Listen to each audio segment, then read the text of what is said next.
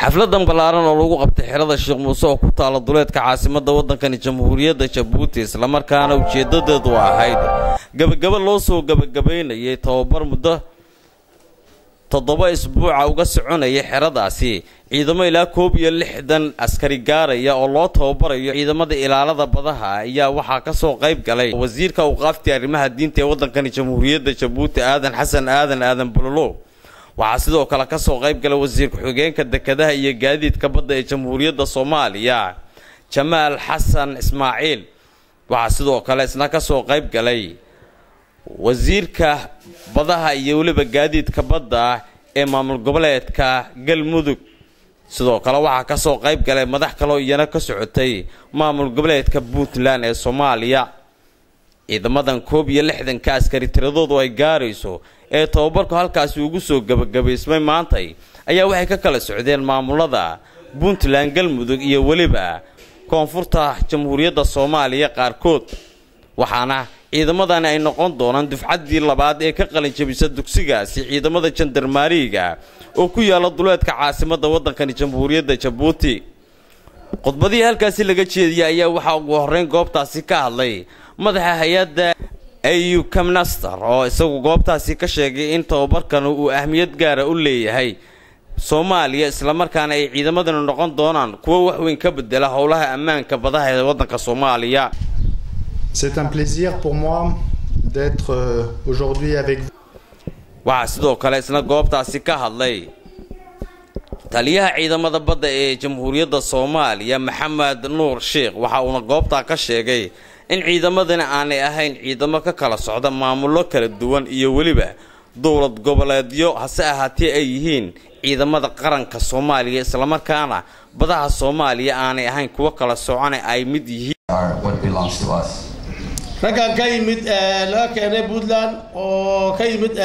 Boosaaso waxaad u diyaar garowdaan insha Allah hadii Ilaahay yiraahdo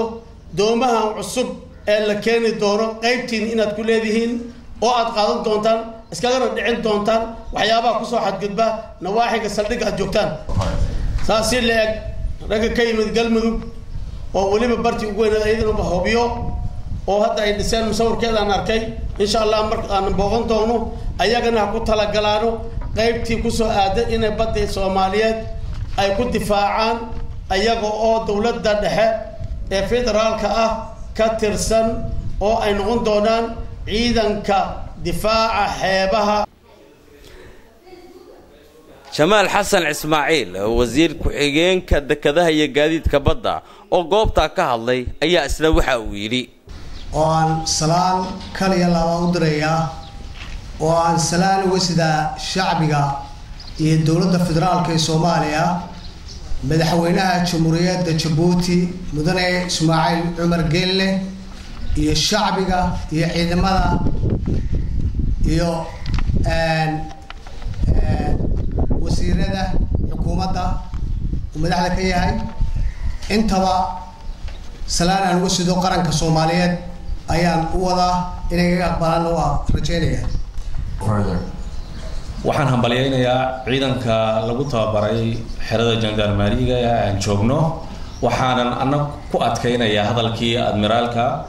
ee ahaa inaad tihiin ciidan qaran inayna ahayn qabiil inayna ahayn gobol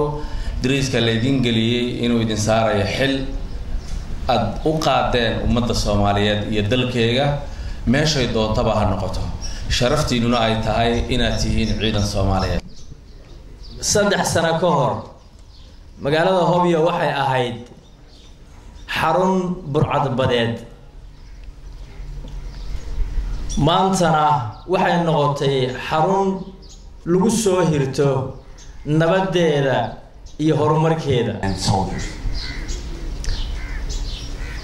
tababarkii ay qaateen racii hore ee ciidamada ilaalada xeebaha Galmudug waxay soo celisay dhammaan rajadii shacabka xeebleyda ku teesan Hobyo. Mikael Cabdirashiid Bare telefishinka qaranka Soomaaliyeed Djibouti.